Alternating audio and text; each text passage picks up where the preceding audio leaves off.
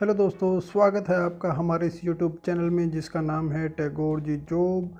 आज की इस वीडियो में दोस्तों हम बात करेंगे कंप्यूटर क्लासिफिकेशन के बारे में कि कंप्यूटर की कितनी कितनी तरह की क्लासेस हैं, उसके वर्किंग के हिसाब से, परफॉर्मेंस के हिसाब से, यूज़ के हिसाब से या डाटा रिप्रेजेंटेशन के हिसाब से। आज की वीडियो शुरू करने से पहले दोस्तों हम एक नज़र डाल लेते हैं कि पिछली वीडियो में हमने क्या सीखा था। आपके सामने यहाँ कुछ क्वेश्चन रख रहा हूँ मैं प्रैक्टिस के लिए, वो आपको खुद ही सॉल्व करने हैं क्योंकि जो भी वीडियो हमने पिछली बनाई थी उसके बेस पर ही वो क्वेश्चन हमने रखे हैं। तो मैं ये सारे क्वेश्चन एक ही बार में आपके सामने रख रहा हूँ। वीडियो को पॉज करके आप इनको नोट कर सकते हैं और प्रैक्टिस कर सकते हैं। कंप्यूटर क्लासिफिकेशन के अंदर सबसे पहले हम बात करते हैं डाटा रिप्रेजेंटेटिव टेक्निक के अनुसार कंप्यूटर क्लासिफिकेशन की। तो इसके अंदर देखिए 3 तरह के कंप्यूटर हमारे पास होते हैं। सबसे पहला होता है डिजिटल कंप्यूटर, दूसरा होता है एनालॉग कंप्यूटर, थर्ड होता है हाइब्रिड कंप्यूटर। तो सबसे पहले हम बात करते हैं डिजिटल कंप्यूटर की। देखिए डिजिटल कंप्यूटर वो हैं जो कि हमारे इंस्ट्रक्शन को नंबर के तौर पर या लेटर्स के तौर पर या स्पेशल करैक्टर के तौर पर लेते हैं और उसी रूप में ही हमें आउटपुट देते हैं। डिजिटल कंप्यूटर के अंदर 2 ही फिगर होती हैं जब वो काम करता है, 0 या 1। 0 और 1 ही उसकी अपनी एक लैंग्वेज है जिसके अंदर वो पूरी प्रोसेसिंग को समझता है और उसी के अनुसार हमें आउटपुट देता है। डिजिटल कंप्यूटर में अगर हम एग्जांपल की बात करें तो आज के जितने भी कंप्यूटर हैं वो लगभग सभी के सभी डिजिटल कंप्यूटर हैं। या अगर हम बात करें आज के हमारे टैबलेट या हमारे डिजिटल मोबाइल, ये भी डिजिटल कंप्यूटर का ही एक रूप है। उसके बाद बात करते हैं हम एनालॉग कंप्यूटर की। देखिए एनालॉग कंप्यूटर डिजिटल कंप्यूटर से थोड़ा सा अलग होता है। एनालॉग कंप्यूटर हम जो पर्पज़ में लेते हैं वो कुछ इस तरह के होते हैं, जैसे कि मान लीजिए हमें टेम्परेचर चेक करना है या किसी चीज़ का प्रेशर चेक करना है, तो वो सभी तरह की मशीनें जो भी टेम्परेचर चेक कर रही हैं या प्रेशर चेक कर रही हैं किसी मशीन का, तो वो एनालॉग कंप्यूटर का ही भाग है। अगर हम इसके अंदर लेकर चलें एग्जाम्पल के तौर पर, तो आप देख सकते हैं स्पीडोमीटर, वोल्ट मीटर या प्रेशर गेज, तो वो भी क्या है, सभी के सभी एनालॉग कंप्यूटर का ही भाग हैं। अब हम बात करते हैं हाइब्रिड कंप्यूटर की। हाइब्रिड कंप्यूटर एक्चुअली में क्या है? हाइब्रिड कंप्यूटर डिजिटल कंप्यूटर और एनालॉग कंप्यूटर का ही एक मिक्सचर है और इन दोनों कंप्यूटर से ऊपर ही जो श्रेणी में आता है वो हाइब्रिड कंप्यूटर ही होता है। हाइब्रिड कंप्यूटर क्या करता है? एनालॉग फिगर्स को डिजिटल रूप में आउटपुट देता है, तो उसको हाइब्रिड कंप्यूटर की श्रेणी में उसको गिना जाता है। फॉर एग्जाम्पल कि अगर आप मान लीजिए जैसे कि आपकी हार्ट बीट है या आपका टेम्परेचर है, तो अगर आप देखेंगे कि हमारे आईसीयू में, जैसे हॉस्पिटल में आप देखेंगे आईसीयू होते हैं, इंटेंसिव केयर यूनिट, तो वहाँ बहुत सारी मशीनें लगी होती हैं हार्ट बीट चेक करने के लिए या आपके टेम्परेचर को चेक करने के लिए। तो वहाँ पर वो एक अलग ही डिजिट उनकी होती है या एक अलग ही तरह की लैंग्वेज होती है जो, तो वो सभी क्या है, वो एनालॉग डिजिट्स हैं।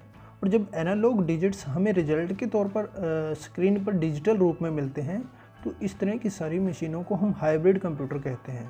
तो मोटे तौर पर हम कह सकते हैं कि हाइब्रिड कंप्यूटर का काम जो है, एनालॉग डिजिट को डिजिटल डिजिट में हमारे सामने पेश करना ही हाइब्रिड कंप्यूटर का काम है। अब हम बात करते हैं कंप्यूटर क्लासिफिकेशन पर्पज़ के अकॉर्डिंग कि पर्पज़ के अनुसार कंप्यूटर कितने तरह के होते हैं। तो इसके अंदर हम 2 तरह की श्रेणियों को काउंट करेंगे। सबसे पहले जनरल पर्पज़ कंप्यूटर्स और दूसरा होता है स्पेसिफिक पर्पज़ कंप्यूटर्स। कि पहले में वो आते हैं जो कि हम जनरल तौर पर यूज़ करते हैं और दूसरे वो होते हैं जो किसी स्पेसिफिक पर्पज़ के लिए ही यूज़ किए जाते हैं। तो सबसे पहले अगर हम बात करें जनरल पर्पज़ कंप्यूटर की, तो जितने भी कंप्यूटर हम इवन जनरल लाइफ में यूज़ करते हैं वो सभी के सभी जनरल पर्पज़ कंप्यूटर कहलाते हैं। जैसे कि हम अगर अपने ऑफिसेज़ में देखें या अपने स्कूल में देखें या कॉलेजेस में देखें, जो कि हम सामान्य काम के लिए यूज़ करते हैं, तो सभी के सभी जनरल कंप्यूटर ही कहलाते हैं। अब हम बात करते हैं स्पेसिफिक पर्पज़ कंप्यूटर्स की। देखिए इसके नाम से ही जैसे क्लियर है कि स्पेसिफिक पर्पज़ कंप्यूटर, ये वो कंप्यूटर होते हैं जो किसी स्पेशल पर्पज़ के लिए बनाए जाते हैं। जैसे एयरलाइन रिजर्वेशन होती है, हमारी एयरलाइन की टिकटिंग रिजर्वेशन है।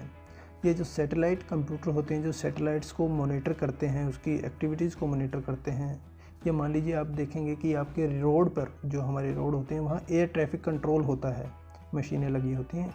उस तरह के जो कंप्यूटर हैं वो मतलब किसी स्पेसिफिक पर्पज़ के लिए जो मशीनें या कंप्यूटर बनाए गए हैं उसे ही हम स्पेसिफिक पर्पज़ कंप्यूटर कहते हैं। अब हम बात करते हैं कंप्यूटर क्लासिफिकेशन की, जो कि परफॉर्मेंस के अनुसार होगी। तो हम यहाँ कह सकते हैं कि वो सभी कंप्यूटर जिनकी परफॉर्मेंस अलग अलग है, तो उसको हम अलग अलग श्रेणी में रख सकते हैं।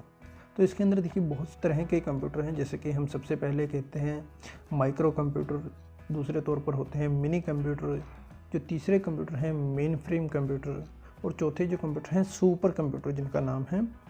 और माइक्रो कंप्यूटर के आगे भी 3 तरह के पार्ट हैं, जैसे डेस्कटॉप कंप्यूटर, लैपटॉप कंप्यूटर या पाम टॉप कंप्यूटर। परफॉर्मेंस के अनुसार अगर हम देखें तो सबसे पहले जो कैटेगरी में आता है वो आता है माइक्रो कंप्यूटर। माइक्रो कंप्यूटर देखिए वो जनरल कंप्यूटर है जो कि हम नॉर्मली यूज़ करते हैं, देखिए जो कि बहुत ही छोटे साइज़ के होते हैं या डिजिटल कंप्यूटर के शेप में होते हैं, जिनकी स्टोरेज भी अच्छी होती है, पावर सप्लाई भी अच्छी होती है। और जो नॉर्मली तौर पर अगर हम देखें तो मॉनिटर हो सकता है, उसमें प्रिंटर हमारे साथ लगा होता है, डिस्क ड्राइवर उसके अंदर होता है, कीबोर्ड हम यूज़ करते हैं उसमें। तो नॉर्मली ये जो हम नॉर्मली जो यूज़ करते हैं वो सभी के सभी माइक्रो कंप्यूटर होते हैं, और इसीलिए इन्हें हम पर्सनल कंप्यूटर भी बोलते हैं, पीसी कंप्यूटर भी बोलते हैं। माइक्रो कंप्यूटर की हम सब कैटेगरी की बात करें तो सबसे पहले इसके अंदर आता है हमारा डेस्कटॉप। डेस्कटॉप देखिए सबसे पहले जो कंप्यूटर के रूप होते थे हमने अभी देखे हों हमारे सामने के ही, जो कि हम टेबल के ऊपर रख कर रखते हैं, तो उसको हम डेस्कटॉप कंप्यूटर बोलते हैं। डेस्कटॉप कंप्यूटर इसीलिए उनको बोला जाता है क्योंकि उन्हें हम डेस्क के ऊपर रख सकते हैं, जिसके ऊपर देखिए एक मॉनिटर होता है, साथ में सीपीयू लगा होता है, अलग से कीबोर्ड होता है और माउस होता है, इसलिए हम उसको डेस्कटॉप कंप्यूटर बोलते हैं। माइक्रो कंप्यूटर के अंदर दूसरी तरह की जो कैटेगरी है वो होती है लैपटॉप। ये इसको हम कई बार नोटबुक भी बोल देते हैं। लैपटॉप से आप सभी परिचित होंगे। लैपटॉप को इसलिए लैपटॉप बोला जाता है क्योंकि हमारी गोद में आसानी से हम इसको रख सकते हैं, इसलिए इसको हम लैपटॉप बोलते हैं, हम नोटबुक बोलते हैं। लैपटॉप में भी देखिए डेस्कटॉप की तरह सभी तरह के फंक्शन होते हैं, चाहे हम उसके अंदर लेटर टाइप कर सकते हैं, या हम किसी अकाउंट्स को मैनेज करना चाहें कर सकते हैं, या इंटरनेट की सर्फिंग करना चाहें वो कर सकते हैं, डिज़ाइन ग्राफिक्स करना चाहें तो वो कर सकते हैं, या कोई म्यूजिक सुनना चाहें या मूवी देखना चाहें तो वो भी कर सकते हैं। तो माइक्रो कंप्यूटर के अंदर जो दूसरे तरह की श्रेणी है वो है लैपटॉप। माइक्रो कंप्यूटर के अंदर जो तीसरी कैटेगरी है उसको हम बोलते हैं palm top computers. Palm top computers के अंदर हम कैटेगरीज को ले सकते हैं, जैसे कि देखिए हमारे डिजिटल मोबाइल हैं, या हमारे पीसीज हैं, या हम कहें कि टैबलेट्स हैं, या हमारे गैजेट्स हैं, ये सभी क्या हैं पाम टॉप कंप्यूटर्स के अंदर ही आते हैं। इसके अंदर जो अंतर अगर हम देखें पीसीज के अलावा तो वो हम देख सकते हैं कि इनके अंदर डिस्क ड्राइव नहीं होती है, लेकिन हम इसके अंदर कार्ड की, जैसे हम मेमोरी कार्ड को हम इसके अंदर रख सकते हैं ताकि हम डाटा स्टोर कर पाएँ एक्सटर्नली। अब हम बात करते हैं मिनी कंप्यूटर की। देखिए मिनी कंप्यूटर जैसे नाम से ही इसके है मिनी, आप उसके नाम पे मत जाइएगा कि ये साइज़ में भी छोटा होगा। मिनी कंप्यूटर एक कमर्शियल कंप्यूटर की श्रेणी में आता है। अगर हम इसमें देखें तो इसकी जो स्पीड है या इसकी जो सेकेंडरी मेमोरीज होती है स्टोर करने की तो बहुत ज़्यादा होती है। एक तरह का ये प्रोसेसर होता है।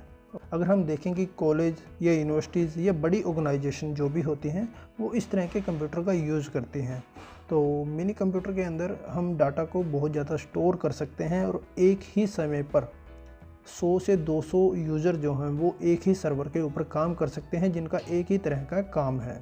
अब हम बात करते हैं मेन फ्रेम कंप्यूटर्स की। देखिए main frame computers mini computer से बड़े होते हैं साइज़ में भी और परफॉर्मेंस के हिसाब से भी इनकी जो ताकत है वो मिनी कंप्यूटर से ज़्यादा होती है। और अगर हम बात करें कि मेन फ्रेम कंप्यूटर क्या होते हैं, इनका भी काम देखिए सेम ही है कि किसी बड़ी ऑर्गेनाइजेशन में एक ही काम को एक ही सर्वर पे रखना, जो कि सभी जो नीचे उनकी चैन के तौर पर काम कर रहे हैं वो सभी एक ही तरह का काम कर पाएँ, लेकिन इसकी जो स्टोरेज है वो एक जगह इकट्ठी होती रहती है, इसलिए इसको मेन फ्रेम कंप्यूटर बोलते हैं।